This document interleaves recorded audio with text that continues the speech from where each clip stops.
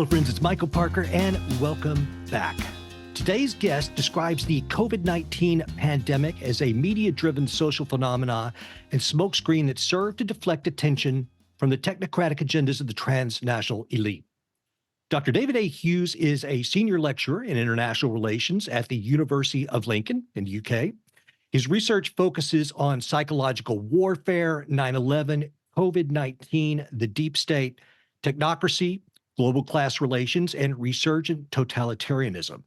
His new book, which is free, by the way, and I'm going to post links to this, is COVID-19 Psychological Operations and the War for Technocracy, Volume 1. I might add, it is meticulously footnoted, so kudos on that. Dr. Hughes, welcome to the show. Great to be here, Michael. Thanks for the invitation. I appreciate that. And before we get into talking about the book, I just wanted to run a couple of things past you that are stories that are in the news right now, at least here in the States. They're everywhere.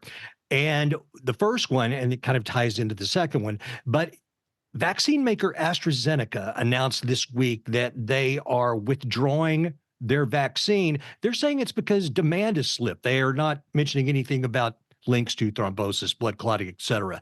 Your thoughts on that? Well, at the time, there were many who were warning of blood clots. Like all of the rest of the so-called vaccines, they don't actually meet the technical definition of a vaccine. There was no sound evidence base to support their rollout based on just a few months of clinical trials. In this country, Sarah Gilbert, Dame Sarah Gilbert, as she later became, was afforded a standing ovation on centre court at Wimbledon for the supposedly great work that she had done in developing this product. And unfortunately, when you look at the data provided by the MHRA, which is the medical regulator in the UK, what it reveals is that proportionately, AstraZeneca was the worst of the COVID so-called vaccines in terms of reported fatalities and other serious adverse reactions. And so it's no surprise to me that this one is being pulled. But I think that there's an additional dimension to this, which is, and I argue this in chapter 8 of the book, that there seems to be a kind of almost like a coup taking place where conventional forms of vaccines are being phased out. And this new product that they call an mRNA vaccine seems to be everywhere. I think about 97% of all of the COVID vaccines given in the United States, for example, were of the mRNA variety. Now, AstraZeneca was viral vector. It was one of the two main vaccines rolled out in this country, Pfizer being the other.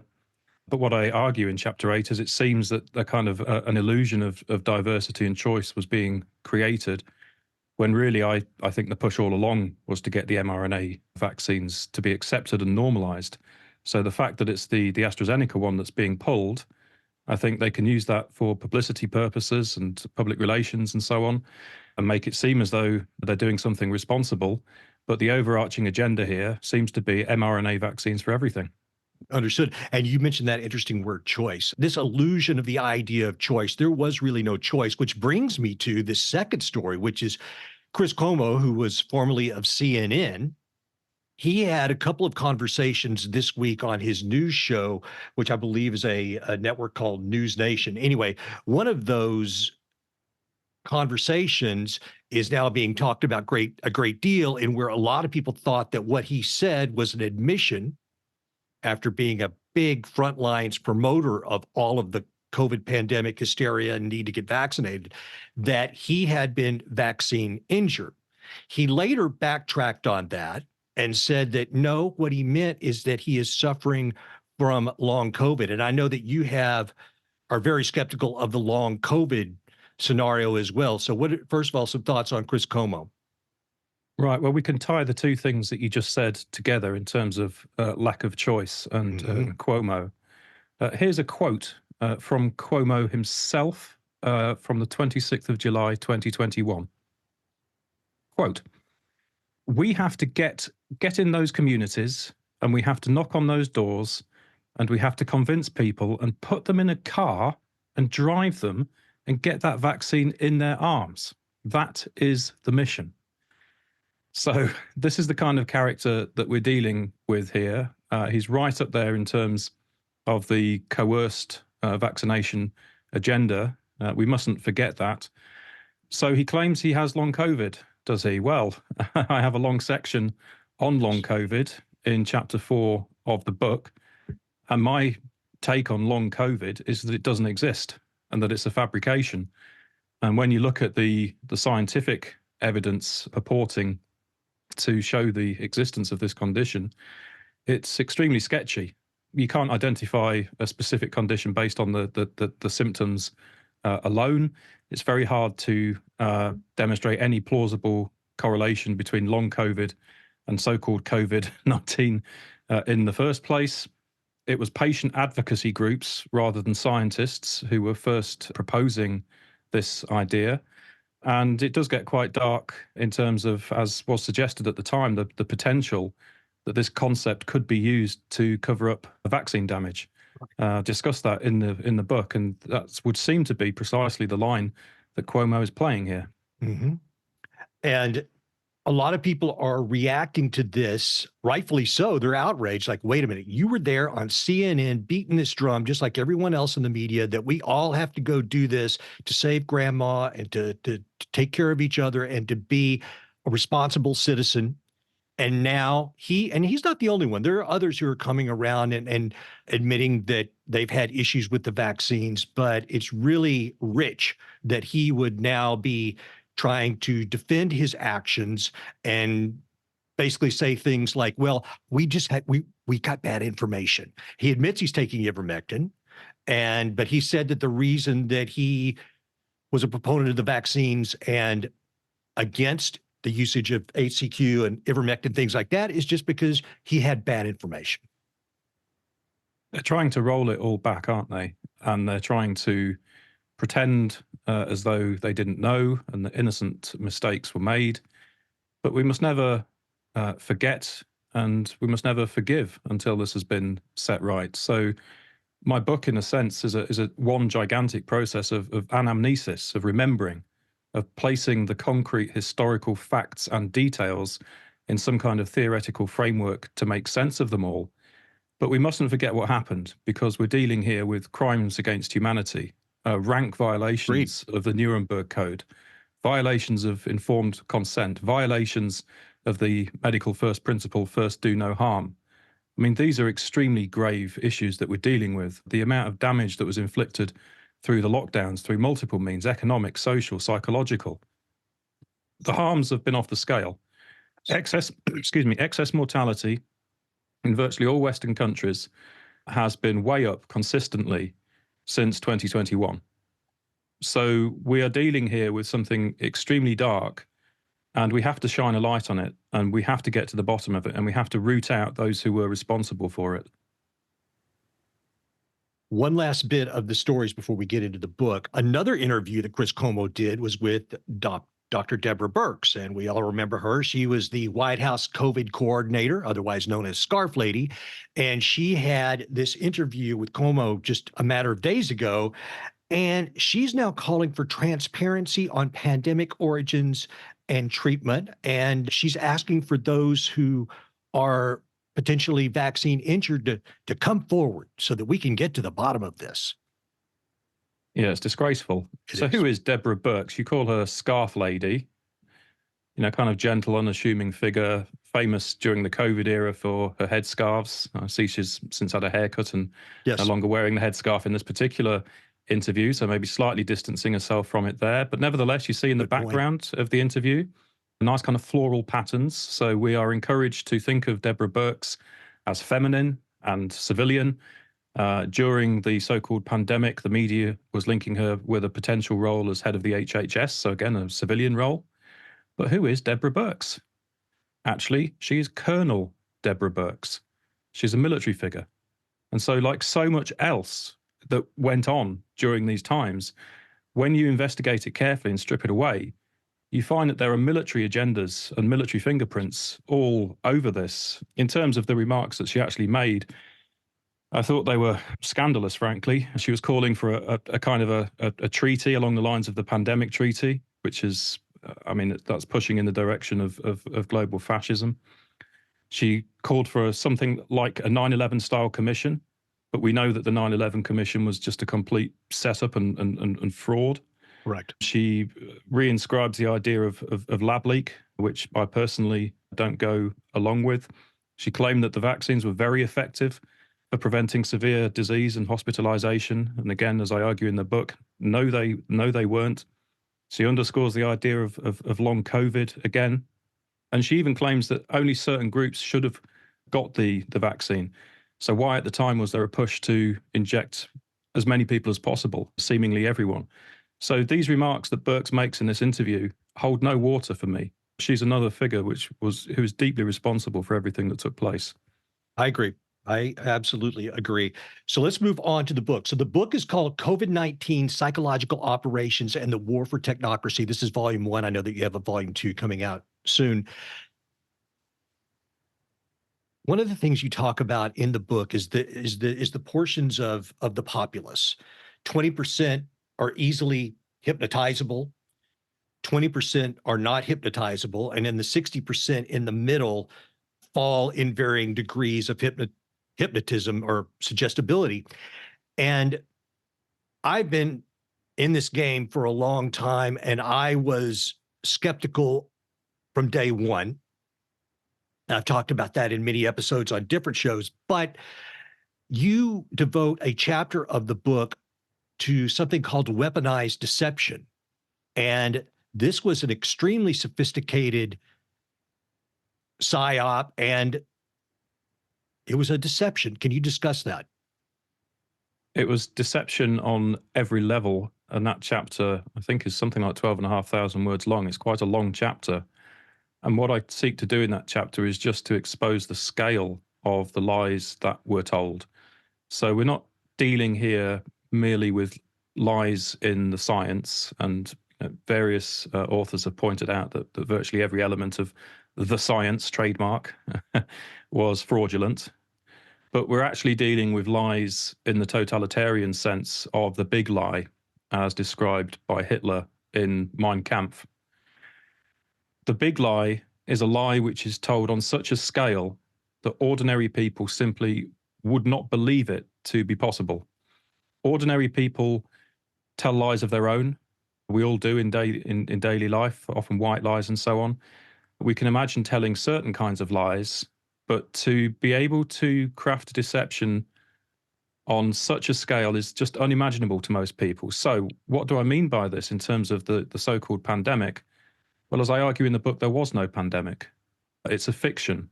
It's a media-driven, kind of propaganda-driven sociological phenomenon, but there's no credible epidemiological evidence to support this, or the idea that there was a global spread of a deadly, contagious virus that somehow managed to ignore the principle of viral entropy and just continued to mutate into ever more deadly strains and run on and on and on for month after month after month.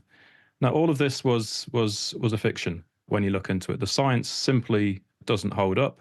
One of the best studies on this was Dennis Rancourt's co-authored study in 2021, where he looked at mortality, all-cause mortality data in the United States, where some of the most detailed and best data is available. And he pointed out certain obvious things, like how come there's a massive spike in deaths in New York and certain other areas in the northeast of the United States, but hardly anything else going on in, I think he said, some 34 US states, virtually no change in the all-cause mortality figures. How come all of that's taking place in New York and surrounding areas, and yet there was no excess mortality in Canada in 2020? I mean, this is the world's largest land border that we're looking at, a major trading route. How come it didn't go across?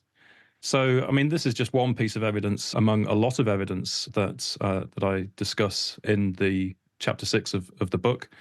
So I don't believe that there was a pandemic. There are big question marks to be asked about whether SARS-CoV-2 itself exists. Now, I don't know whether or not it exists, but what I do know is that the onus of proof is on those who enacted the measures to prove beyond reasonable doubt that it does exist. And the evidence that I present in that chapter shows quite clearly that it does nothing of the kind. It doesn't prove beyond reasonable doubt that the virus exists. There are all kinds of question marks there. And then again, I mentioned the vaccines were no such thing. Not only did they not fulfill the conventional criteria for a vaccine, but when you dig into their origins and development, again, the military seems to have its fingerprints all over this. And the studies that have been done investigating the contents of the so-called vaccines under the microscope show all manner of undisclosed ingredients that shouldn't be there. It's really quite horrifying. So it seems to me that on every level, absolutely fundamentally, the entire thing rested on deception on a scale which most people just would not believe to be possible. And that in itself is a form of psychological abuse. It's dreadful what they did. I agree. And one thing I like to tell people is like, we can all easily imagine from watching the news, we hear about people that have done heinous acts and they've murdered someone or I live in Los Angeles. This is every day for me. I mean, they've done some kind of, but we take that as, well, that's just life. There are bad people, but we don't extend that same realism to people that are in government or running corporations or in the pharmaceutical business or the medical industry. We just don't think that we don't treat that as even-handed. So I just wanted to point that out. But one thing I do want to follow up on, because a lot of people are going to ask, they're going to say, well, Michael, the CDC said 1 million people died in the United States. So Dr. Hughes, how do you explain that? What are those 1 million people? Is that creative accounting? Is that people that died from other issues associated or that they said were COVID or what? What's the answer? Well, if you read chapter 4 of the book, which is on fear and threat and means that we used to create great fear and this sense that vast numbers of people are dying from something called COVID-19, what you find is that all manner of crafty tricks were used to inflate case rates and indeed mortality data. So, for example, in terms of the case rates, it's well known now that the PCR test was fraudulently being used at cycle thresholds far too high to produce any reliable data. So this then means that you have lots and lots of people taking these pointless fraudulent tests who are then told you are positive for COVID-19. I mean, even that's wrong because it should be positive for SARS-CoV-2. It doesn't automatically imply that you have a disease. But once that designation has been made in this country, ridiculous tricks were being pulled, like if you die within 28 days of having tested positive for COVID, Right. COVID will go down on your death certificate. So you could be up on a ladder, mending the roof tiles of your house and fall off the ladder to your death. That would be classified as COVID had you been testing positive for COVID using a faulty fraudulent test within the last 28 days. There were just so many of these dirty tricks that were played in order to manipulate statistics. But the brute reality is, not in the United States, but in other countries. I mean, in the UK, for example, the age standardized all-cause mortality rate in 2020 was something like only the 9th or 10th highest of the 21st century. So out of 20 years, only the 9th or 10th highest. In other words, there was no major all-cause mortality event to be worried about. In the pandemic year itself, in the United States, there was some excess mortality, but again, it was rooted in very specific areas and places, New York being the major center of this. Jessica Hockett asked some very interesting questions about the New York death data and how genuine that is as well. But the simple fact is that we cannot trust in this case, in this country, the Office for National Statistics. So much of the public health data has proven to be laden with fraud. So many of the media claims have been proven to be outright lies. So this idea that we're dealing with all of these millions and millions of deaths. I mean, another trick, for example, that the WHO pulled on their coronavirus dashboard was to keep a running tally of all the deaths ever from COVID-19. So it's just this one huge number which just goes up and up and up and up worldwide. But of course, viruses are seasonal. So if you were honest about it, you would just reset it every year. But no, that's not done. So you have these kind of scary looking figures on the dashboard. And again, to come back to the work of Rancor, what's fascinating about a later study that he did in terms of the vaccines and mortality rates relating to the vaccines is that there are a large number of countries where there was no serious problem with excess mortality in 2020, the so-called pandemic year, but then it starts taking off after the introduction of the vaccines. So if you're serious about looking at the evidence, you find some quite horrifying phenomena. And as I say, you simply cannot trust the word of the CDC when it comes to these issues. I tend to agree in that. And one other thing you do in the book that I like, because people will ask me or will ask other people like me, okay, well, Michael, if this is all true, then who's behind this? Who is the they? And they ask it in this somewhat sarcastic tone. Who is the they, and what do they get out of this? And you actually provide an answer for that in the book, and you call it a transnational elite and a transnational deep state. Explain that. Yeah, I get into this in more depth in my next book, which will be out on June the 4th, called Wall Street, the Nazis, and the Crimes of the Deep State.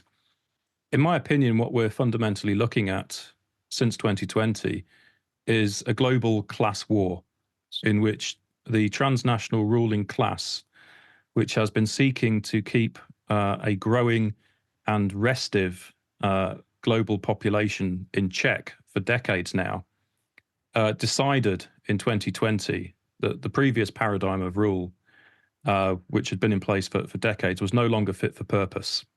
So liberal international order, liberal democracy, etc., no longer doing the job. So what's needed from their perspective is global technocracy. It's a whole new system of social control, and it amounts to a form of totalitarianism. So what we're fundamentally looking at is a world in which the top 10%, the richest 10% of the global population controls 50% of the world's wealth. The top 1% has creamed off 38% of all wealth and income growth into transnationally over the last 25 years. So all of the figures and the data for this are in chapter 1 of the book. I'm citing the World Inequality Report from 2022 here. And the further you go towards the top 1%, the top 0.1%, the top 0.001%, and so on, the wealth accrues almost exponentially until you find most of that wealth in the hands of very few people, a minuscule minority relative to a global population of 8 billion. So that transnational ruling class is now seeking to preserve its position and preserve its rule under conditions of extreme social unrest. So if you go back to 2019, for example, there were mass protests in 35 countries around the world. That's 1 in 5 countries. So you may remember the Yellow Vests, for example, in France, out on the streets of Paris every weekend for over a year, major unrest in India and Chile and many other places around the world.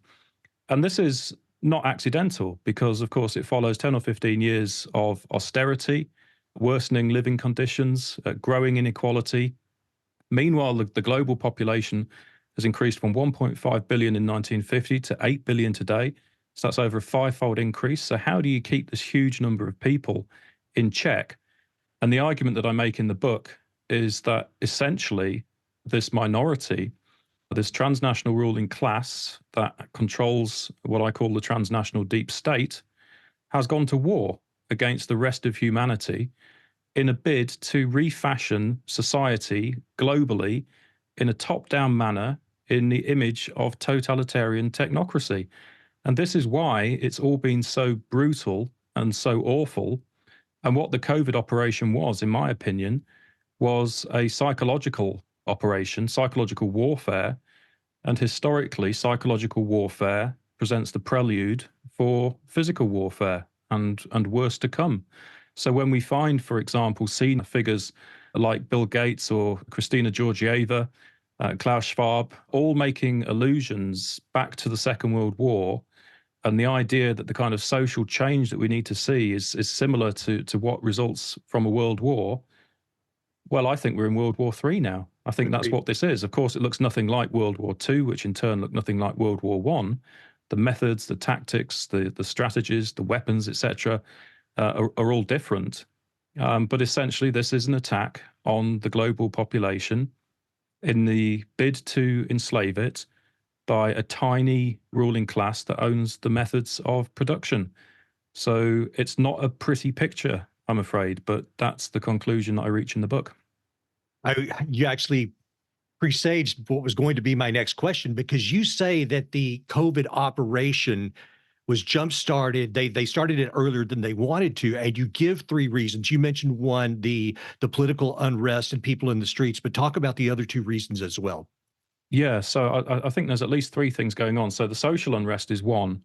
The crisis in the international monetary and financial system is a second point here. And this is where, for example, the work of John Titus becomes very important in going back to the conference in Jackson Hole, Wyoming in August 2019, where all of the senior kind of financial figures from around the world met, as they do every year. Yeah. And a very important BlackRock document was published at that time, setting out plans for essentially remaking the international monetary and financial system.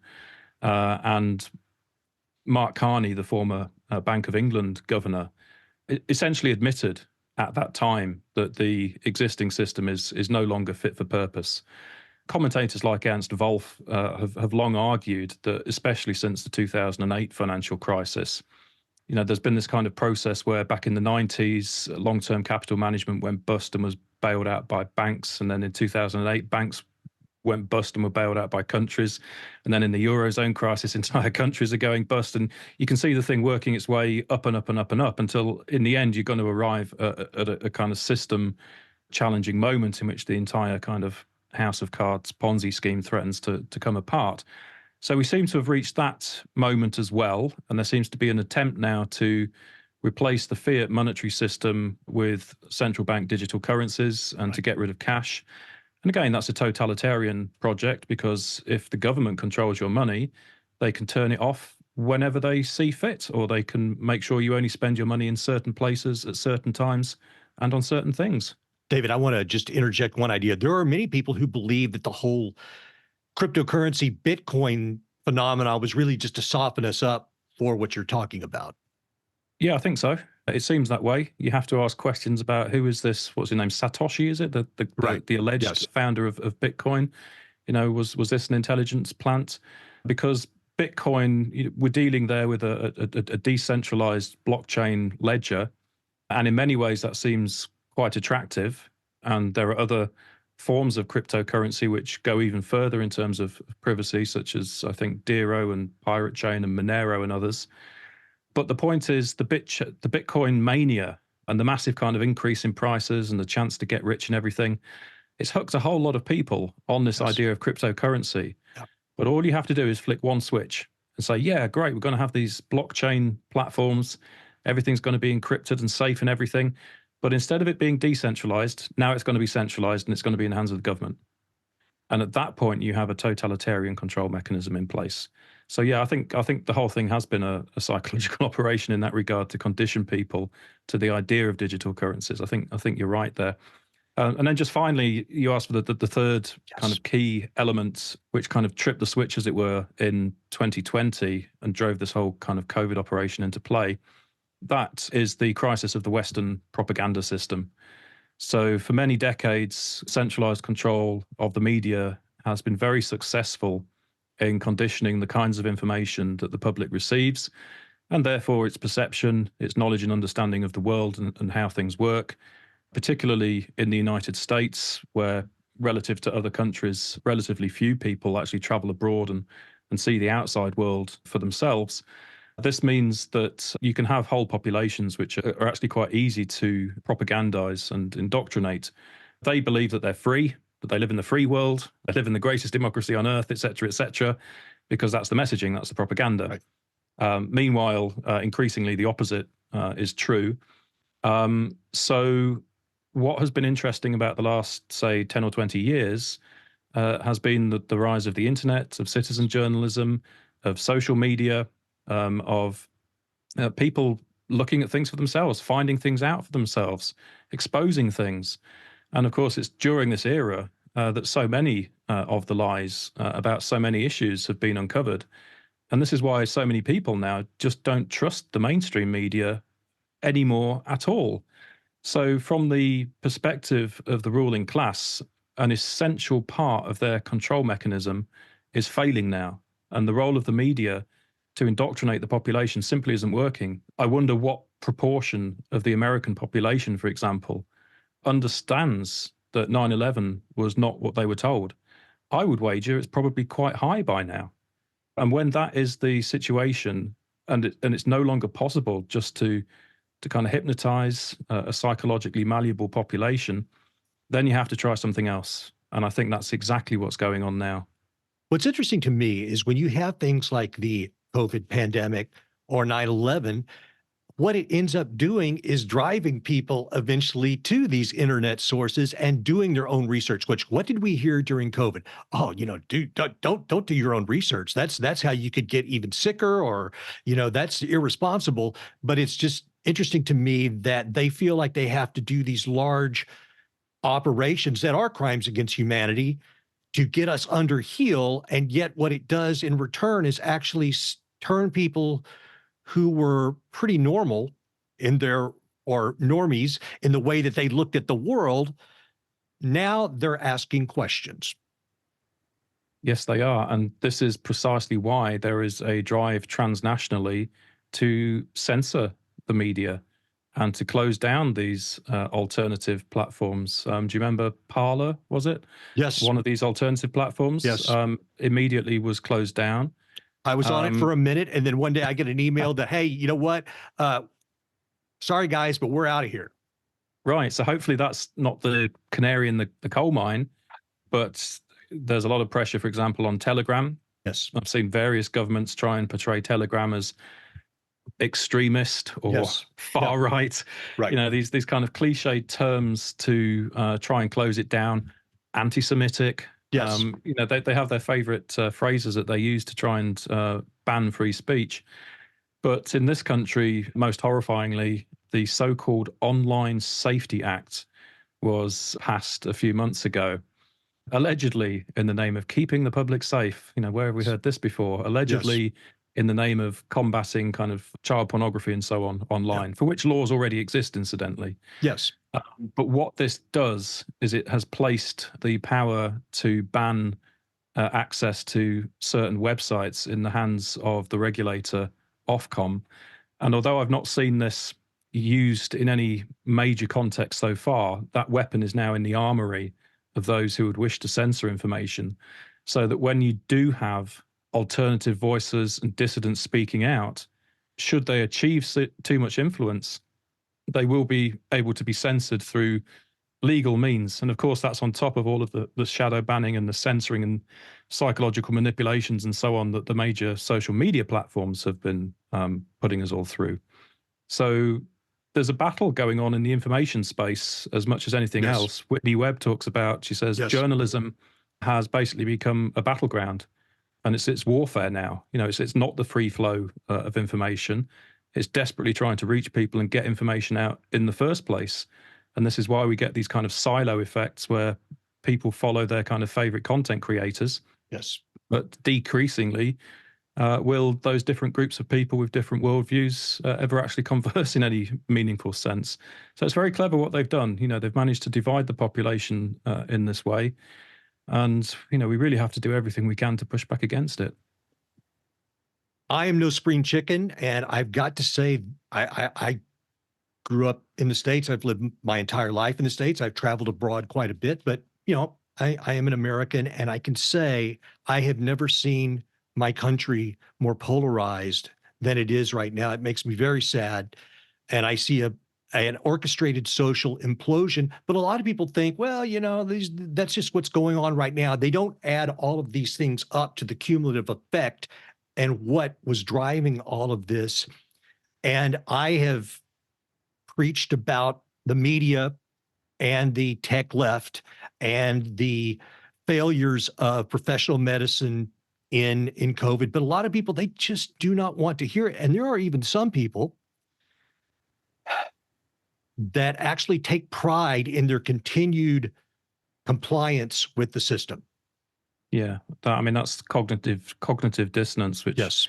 I have a section on that in chapter 6, because if you're able to indoctrinate a person to a sufficient extent, they simply will not listen to reason. They will not be willing to even look at counter evidence, even if it's from official sources. They simply will switch off, or maybe they'll get enraged, or maybe Yes. they'll kind of politely shift on the topic of conversation, but they will not address the evidence. And it's really frustrating for those of us who are thinking in an evidence-based manner and trying to make rational arguments, that unfortunately such people are not reachable through rational arguments. And in chapter 7 of the book, that chapter is all about social division.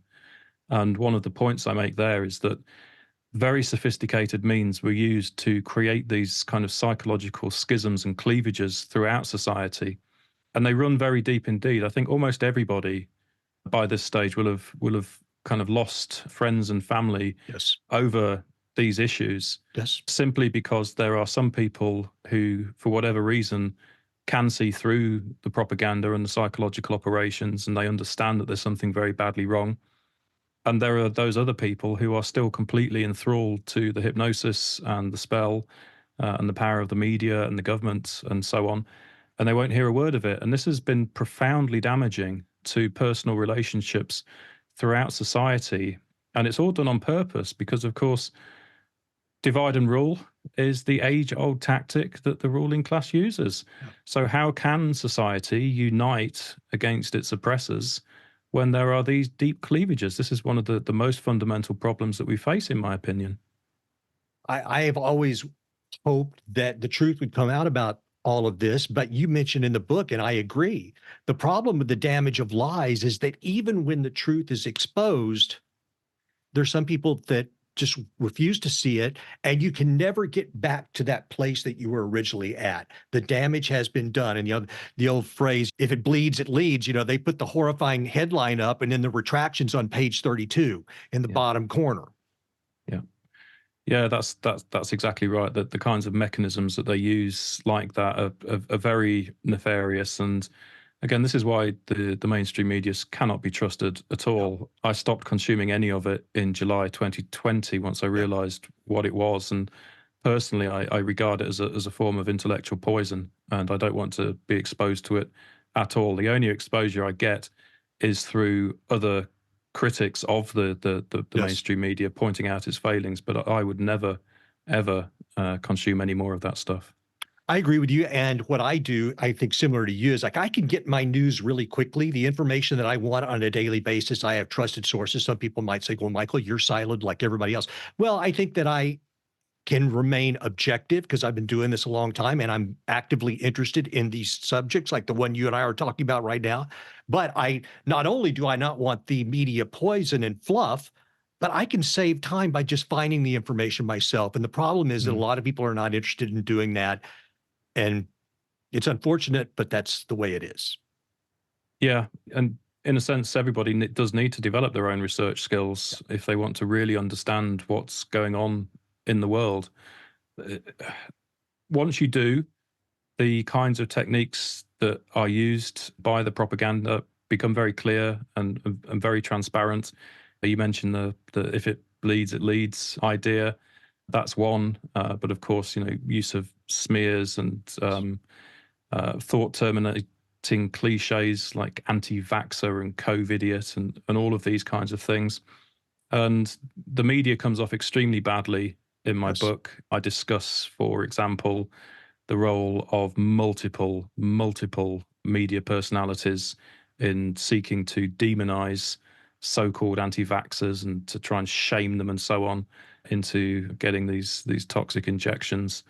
And it wasn't only media figures on the news, it was pop culture because they reached out and got pop stars and athletes all to do commercials. So, they were very effective. They probably paid them a massive amounts of money. They infiltrated all levels of culture. Well, isn't this interesting? Because many things have been revealed since 2020, and one of them is the highly coordinated nature of the control system. So you're absolutely right. It wasn't just the media. That fed in seamlessly then to even senior politicians and former politicians like Trudeau and Biden and Blair, also pursuing a very similar line. But the point you make is very interesting because also so many celebrities, so many sports icons were parroting all of the same messaging. And I've often found it quite bizarre when you think of some of the super famous celebrities, and then you see him doing kind of adverts for a commercial product or something, and you think, surely that has to be beneath you by now. Surely you don't need to do that. You're wealthy enough, you're famous enough. Why would you be doing that? And to me, what it shows is that actually there's almost a Faustian pact that these Yes. celebrities enter into, that in order to have that fame and fortune, they are then bound to obedience to the control system. And there are certain things that they have to do when told to do so. So, for example, the WHO, when was this? July 2020, I think it was, put out a document. It was entering into a contractual relationship with the Hill and Knowlton PR company, the same company that was responsible for the fake babies, dead babies being pulled out of incubators and being left to die on the cold floor in the Gulf War propaganda of 1991. Yes. Same company. So the WHO partners with it in 2020, and in that document it talks about all kinds of different levels of influencer that you can have, all the way kind of from an A grade influencer all the way down to like D and E grade. And this goes, all the way up to the kind of mega celebrities, all the way down to your kind of D-list kind of TV personalities. And what's extraordinary is for that to be a thing, that must mean that these celebrities have it in their contracts somewhere that they must fulfill this kind of work when called on to do so. And so it was truly remarkable, wasn't it, to see so many of these figures coming out and all on the same message, all coming out with the same phrases and all of the kind of build back better and so on, and, protect others, all of this kind of thing. And this shows really how the whole of society, including not just the media, but also culture itself, is tightly controlled. And it's very interesting. I don't know if you're familiar at all with the work of Mark Devlin. He's a UK independent critic, former DJ, but he's done extensive investigation into the music industry.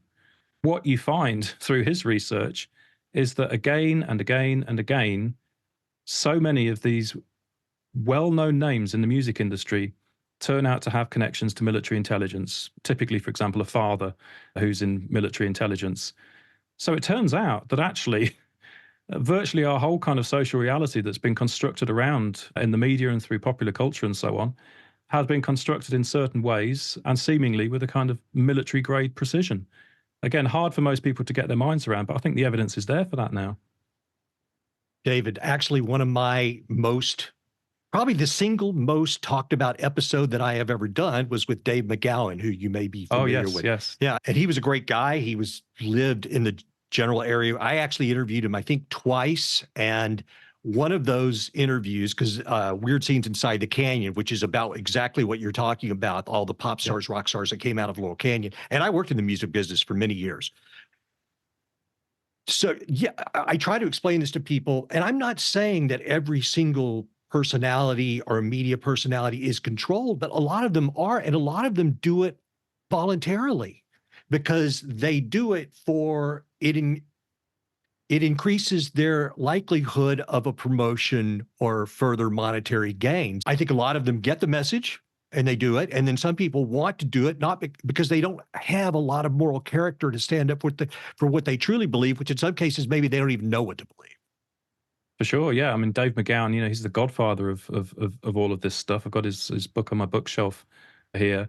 Really, really, really important work. And yeah, I think part of it has to do with the kind of careerism that you're alluding to there. That's the further up the ladder you want to go, the more of these compromises you must be willing to make. But a strong part of me suspects that many of these figures, especially the household names, were deliberately planted there for a reason. That there are far too many of these military connections for this to be a coincidence. So it's pretty disturbing for a society which has been indoctrinated to believe that it is democratic, be it in the UK or the US or elsewhere, to come across these truths which have been pouring out since 2020 in terms of just how deep the military influence actually Yes. over our societies runs. And again, just to refer again to my next book, Wall Street, the Nazis and the Crimes of the Deep State, this all has to do with what I call the transnational deep state, which has been in incubation since at least the late 1940s. And Agreed. I trace the historical development of this deep state all the way back from, let's say, the end of World War II, all the way through to the present. So it's not just, a kind of far right extremist conspiracy theory, etc. My politics are anything but. I think it's analytically a very useful concept. I think it's something which really does exist, unlike the Yes. pandemic. And I think people need to take these ideas extremely seriously, because it seems to me that what is actually running and controlling the world, the fundamental entity behind what's going on, is this transnational deep state. It's increasingly coming to light now, but I think we really do have to get over these ideas that we live in sovereign nation states which are governed by democracy and the rule of law and all of that, because what's become very, very clear since 2020 is that none of that stuff is fundamentally true. States of exception and states of emergency are constantly created in order to subvert democracy and the rule of law. Terrible crimes have been committed in recent years, and it's all with a view to collapsing liberal democracy and replacing it with a novel biodigital form of totalitarianism.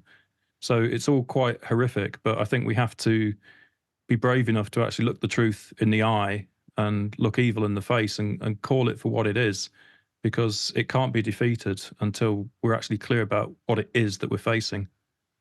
David, in these last couple of minutes, I have to backtrack a little bit. I meant to ask you this earlier because a lot of people are going to say, okay, and I admit I had not heard the term technocracy until probably only 3-4 years ago, and it was in relation to COVID. Explain to people who may not know what technocracy is. Sure. I mean, the first thing I'd say is that the key place to go here is Patrick Wood and his work. He's been the seminal influence on this. So much of what I have to say derives from Wood's work. In very simple terms, you can think of it as a scientific dictatorship. It's the rule and control of society through science. Today, it involves trying to monitor and surveil and control everyone and everything through technologies which go under the banner of smart kettles, smart toasters, smart meters, smart cars, and increasingly, it would seem, desires to connect human bodies up to a technocratic control grid as well. So the point is, if you can monitor what everybody and everything is up to at all times, then you can gain complete control over society. So this idea originated not quite in this form, but it originated back in the 1930s in the corridors of Columbia University. And it was in the context of the Great Depression and the problems of the booms and busts of capitalism, and a vision of an alternative economic system which wouldn't be prone to these booms and busts. And instead of using supply and demand to determine price, as per classical liberal economics, the idea was that everything should be priced according to the energy cost of its production and usage. So the technologies for actually implementing this weren't there in the 1930s. They are today under the name of smart.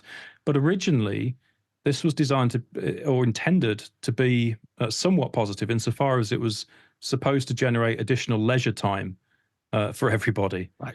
So the idea is you have a single kind of group called the technate.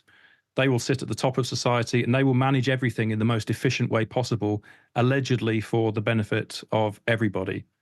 And then as you go forwards through time, in the mid-20th century, you find thinkers like Bertrand Russell, Aldous Huxley, and Zbigniew Brzezinski, all coming up with ideas around scientific dictatorship, and wouldn't it be wonderful if we could just manage everything scientifically? And then you have, and James Corbett's work becomes very important here, great infusions of Rockefeller influence and money, particularly into R&D projects in China. And what do we find a few decades later?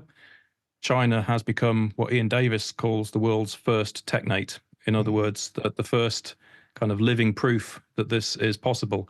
So it's no longer a kind of abstract theory. I'm sure your viewers and listeners will be familiar with the Chinese social credit scoring system. Absolutely horrifying, a system of total surveillance.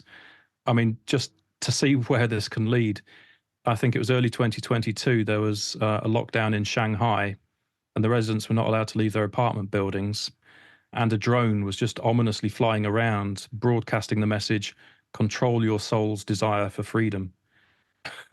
So it is pretty horrific where it could all go. And it seems to me that what 2020 was all about was essentially trying to begin a process of refashioning Western societies along that kind of technocratic model. And it's a nightmare, it's dystopian. And what's really worrying is that if it is successfully implemented, it could potentially be irreversible.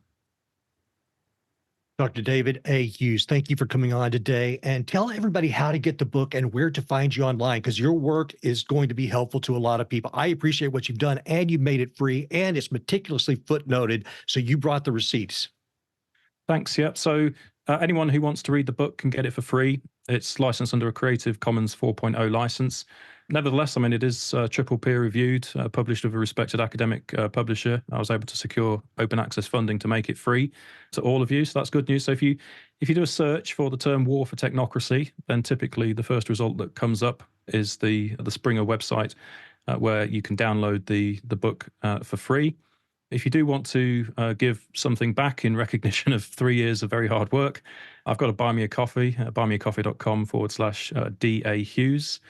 What else to say? I've got a website that I'm hoping to get off the ground very soon, which will be www.omniwar.org. My academic papers can be found on academia.edu. So if you go to ulincoln, all one word, ulincoln.academia.edu /David Hughes, you can find all of my academic books and papers. And I'm also starting a Substack in the coming days. So it'll be dhughes.substack.com. So there should be plenty of ways of finding me, and I'd much appreciate some support as I try and write volume 2 now. It's very challenging work, and unfortunately I'm also in the position at the moment of being made redundant at work. So I've got major challenges ahead in 2024. I would love to be able to deliver volume 2, but I will need some support in order to do so. So thanks very much for having me on.